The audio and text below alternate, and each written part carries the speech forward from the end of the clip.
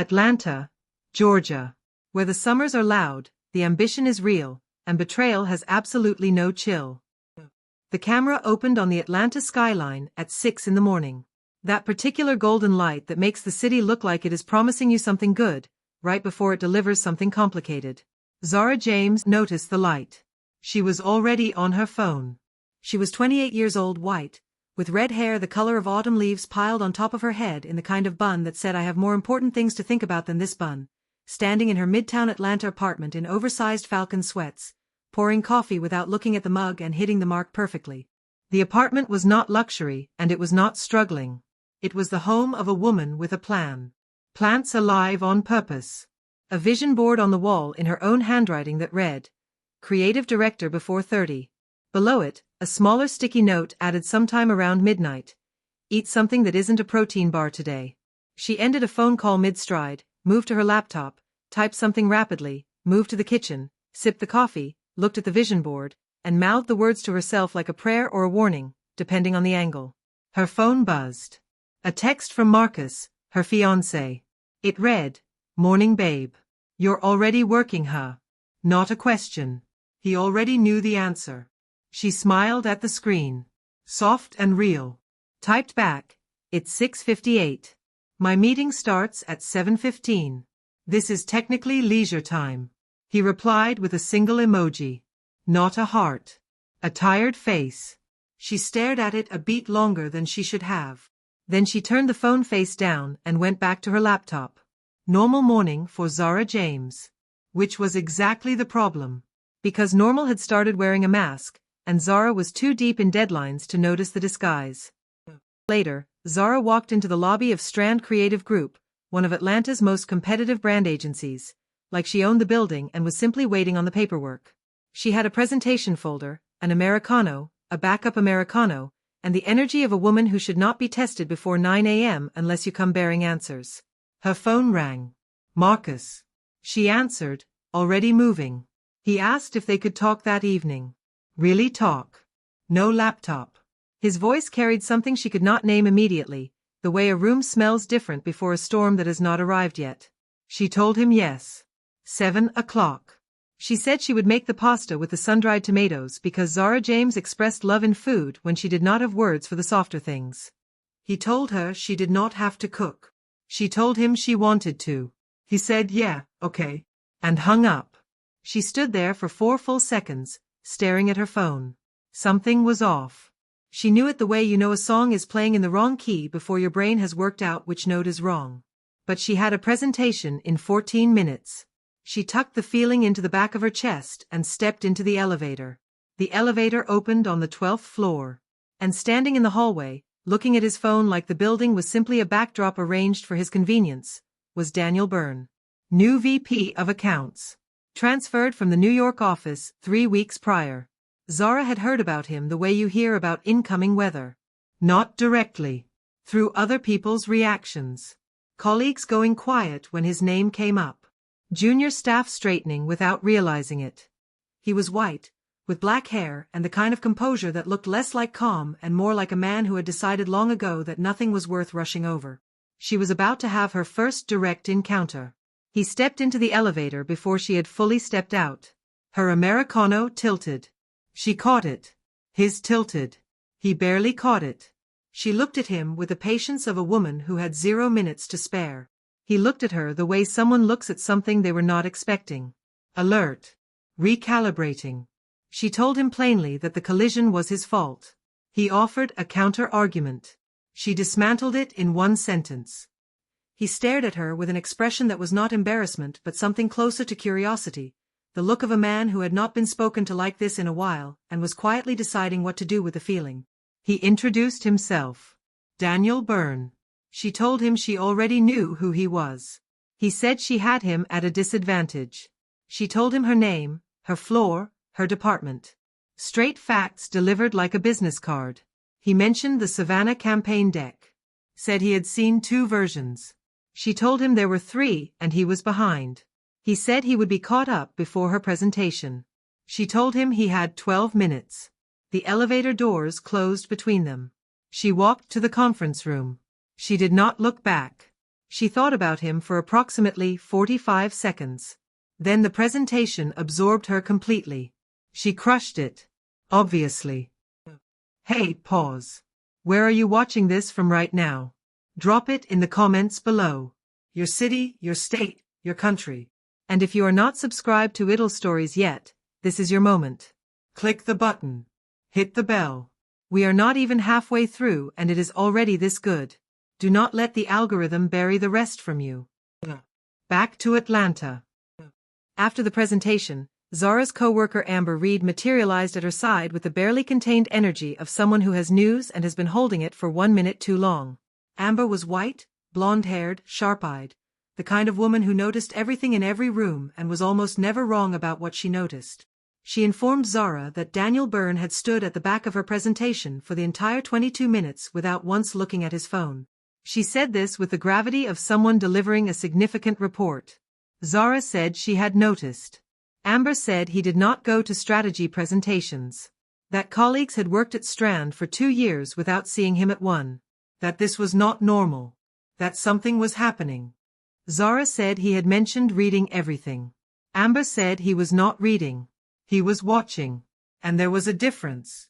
Before Zara could respond, her phone buzzed on the table. Both women looked down. Jessica. Her best friend since Georgia State, the one who had found her in a dining hall line freshman year when they were both new and lost, the one she had trusted with everything, the one who had introduced her to Marcus 3 years ago. The message read, "Hey babe, can't do dinner Saturday. Something came up. I'll explain soon. Love you." Zara sent back that it was the 3rd cancellation this month. Jessica replied that she was sorry, things were crazy. The reply came quickly. Too quickly. The kind of quick that belongs to a response that was already composed. Zara stared at the screen. The uneasy feeling from the elevator phone call had been waiting in the back of her chest all day. It had now brought a friend. She asked Amber quietly if she thought she worked too much. Amber said she worked a lot. Zara said that was not what she asked. Amber said Marcus had clearly said something. Zara told her about the request for a real conversation that evening. No laptop. Amber's face did something complicated that she organized back into neutral very quickly. She told Zara to go home. Make the pasta. Listen. Zara said she had 4 things to finish first. Amber said of course she did. She cooked. She actually cooked. The sun-dried tomato pasta, more than enough, the table set without her laptop on it, which if you knew Zara, was an act of profound love. Marcus arrived. He was white, blonde-haired, the kind of man who looked effortlessly put together even when he was falling apart inside. He looked the way he had looked for a few weeks. Present but somewhere else. He sat down. They ate for a few minutes in a silence that was waiting. Then she told him to talk. He put down his fork. He said he felt like he was living with her schedule instead of with her. He said he knew her work was important. The campaign, the promotion, all of it. But that he came home to phone calls and exhaustion, and the space between them had gotten wide without either of them deciding to make it that way. She told him she heard him. He said he had said this before. She said she knew. He said things had not changed. She reached across the table and took his hand and told him she was 6 weeks from closing the campaign. 6 weeks and she would be fully present. She would be his. She asked if that was a deal. He looked at her hand. Then at her face. Something in him cracked quietly, the way old wood sounds when the weather changes. He said yeah, deal. But he said it the way people say things they have already stopped believing. She did not hear the difference. Because she trusted him. Because she trusted Jessica. Because the thing that is already decided does not always make a sound when it passes. 2 weeks later, on a Saturday afternoon in Little 5 Points, Zara was shopping for a housewarming gift, on the phone with her mother Diane in Charlotte, who was campaigning for a wedding date with the consistency of a woman who has been campaigning for years and has not tired of the effort. She stepped out of a shop. And through the glass panel of the coffee shop across the street, she saw them. Marcus. And Jessica. Not casually together. Close. His hand resting at the small of her back, not briefly but settled, the way a hand rests when it has been there before and feels entirely at home. Jessica laughing at something he said, leaning into his shoulder by the smallest degree, completely comfortable in the lean. Zara stopped. Completely stopped. She told herself there was an explanation. They were friends. She had made them friends. Friends go for coffee. Then Jessica reached up and straightened Marcus's collar. Without looking. Without thinking. The casual, automatic way you touch someone when the space between you has long since closed. Marcus let her. He looked at her in a way that was not the look of a man with his fiancé's best friend. The shopping bag crinkled in Zara's hand. She was gripping the handle without realizing it. She turned. Walked in the opposite direction. Composed. Even steps. Direction and purpose. Except she had no destination. She ended up on a bench in Piedmont Park, staring at a pond that had nothing to offer her. She was not crying yet. She was calculating. Assembling. Every cancelled dinner with Jessica. Every tired face emoji from Marcus. Every conversation that felt like it was ending before it started. All of it realigning into a shape she recognized immediately and wished she did not. She took out her phone. Opened Marcus's name. Did not call. Opened Jessica's name. Did not call. Opened her work email instead. She whispered to herself, barely above breath, that 6 weeks was all she had needed. Just 6 weeks. Then she stood up. Straightened her jacket. Picked up her bag. And walked. 2 days later she was in a midtown coffee shop, sitting at a corner table, staring at a wall that was giving her nothing, when Daniel Burns sat across from her without asking. She told him there were rules about invading someone's quiet misery. He said every other table was full. She looked around. He was not lying. She told him she had been thinking. He told her the wall had not been thinking back. That she had been staring at it for 10 minutes and it had not helped her once. She looked at him. He looked at her. And she decided, with the recklessness of someone who had been holding a very heavy thing for 2 days, to simply say it. She told him her fiancé had been seeing her best friend. He went still. He asked how long she had known. She said 2 days. That she had not said anything yet. That she did not know what to say. He asked what she wanted to say. She said something he would think about for the rest of his life. Something that did not shake. Something prepared, because she always did better when she was prepared. He told her to go prepare it then. She said she could not think straight. He said that was unusual for her. She said she was aware. He was quiet. He turned his coffee cup once on the table. She watched his hands and then stopped watching his hands. He asked what the real loss was. The relationship or the trust. She said both. But the trust was worse. That Jessica had been her person since freshman year. That you could rebuild after love. You could not unbuild 4 years of being someone's first call. He told her she could build new ones. She said that was easy to say. He said he knew. He said it was still true. She asked why he had actually sat down. He said because she had looked like someone who should not be alone with that wall. She studied him. Then she told him he was less difficult than she had expected. He told her she was exactly as difficult as he had expected. And the way he said it made it sound like something he had been looking forward to. She almost smiled. Almost. Then she gathered her things and left to go handle it. She called Jessica that night. Said she had been in Little 5 Points on Saturday. And let the silence do its work. Jessica said her name. Just that. Zara asked how long. Jessica said 6 weeks. 6 weeks. The same 6 weeks Zara had been promising Marcus. The same 6 weeks she had been building toward, midnight decks and 2 a.m. corrections and protein bars instead of real meals and all of it, and behind her, a clock had been running on something else entirely. She told Jessica not to cry. Said she would call back. Hung up. Then she called Marcus and told him to come over. He came. She was on the couch. Hands in her lap.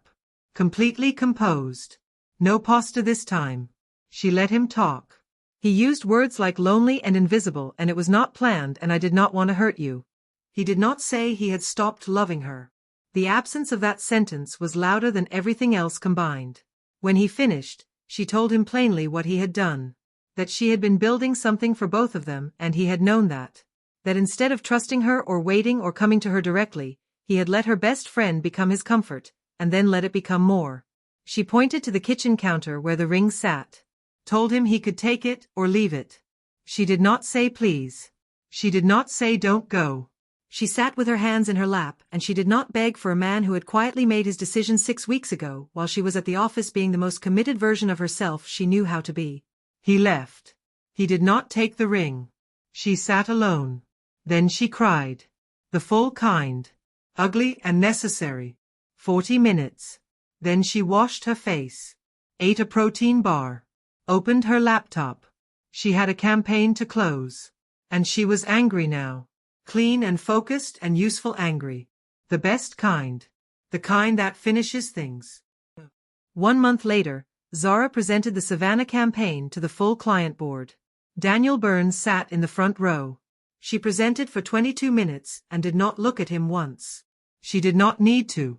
The pitch was not just a strategy. It was a point of view. The work of a woman who had gone through something real and come out the other side with more clarity and more edge, and every single slide showed it. When she finished, the room held 3 full seconds of silence before the nodding began.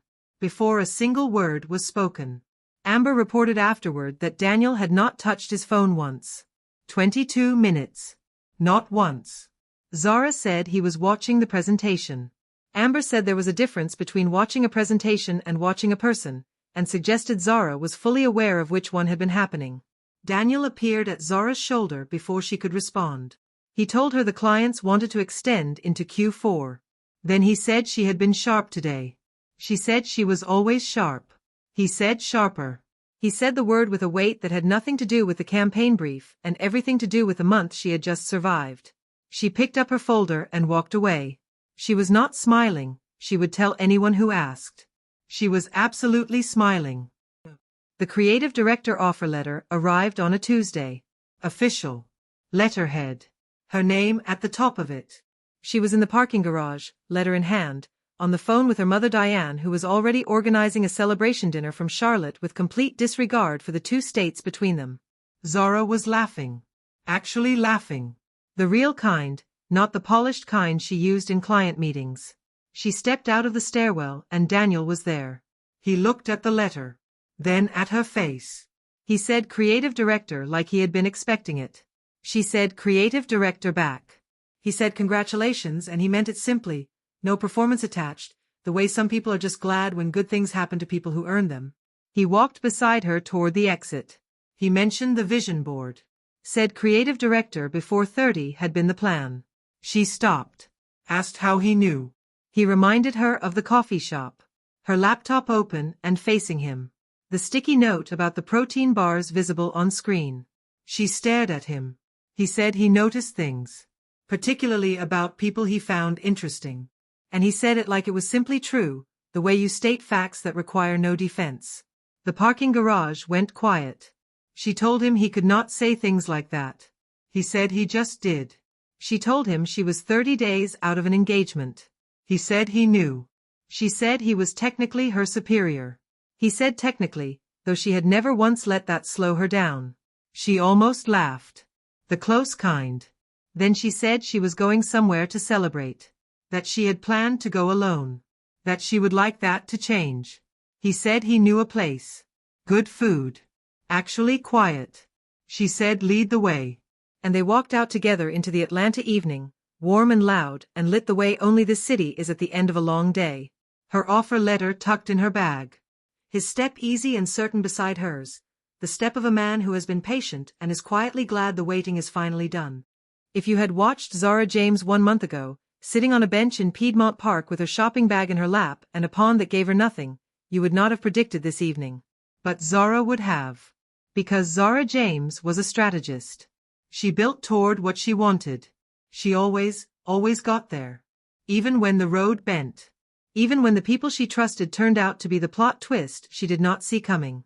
Even when she had to sit on the floor and cry for 40 minutes and then get up and finish the campaign anyway. She still got there. Especially then. That is the thing about women like Zara James. Betrayal does not break them. It clarifies them. And a clarified Zara James, walking through an Atlanta evening in the direction she has chosen, with a creative director offer letter in her bag and a man beside her who read her vision board and remembered the part about the protein bars? That is a woman you do not want to bet against. You stayed through the betrayal, the breakdown, the comeback, and the beginning of something that is going to rearrange everything. You did not come this far to miss what happens next. Subscribe to I Tell Stories right now. Hit the notification bell. Bring someone. Because part 2 is coming. This is not done story. Not even close. Zara James had survived the worst kind of quiet betrayal. She had kept her hands steady and her standards intact, and her vision board exactly where she put it. And somewhere in the mess of those 2 months, she had learned to look up from her laptop long enough to notice a man who showed up at presentations he never attended and remembered what she said in a library at 8:30 at night. Was it the plan? No. Was it better? Ask her in part 2.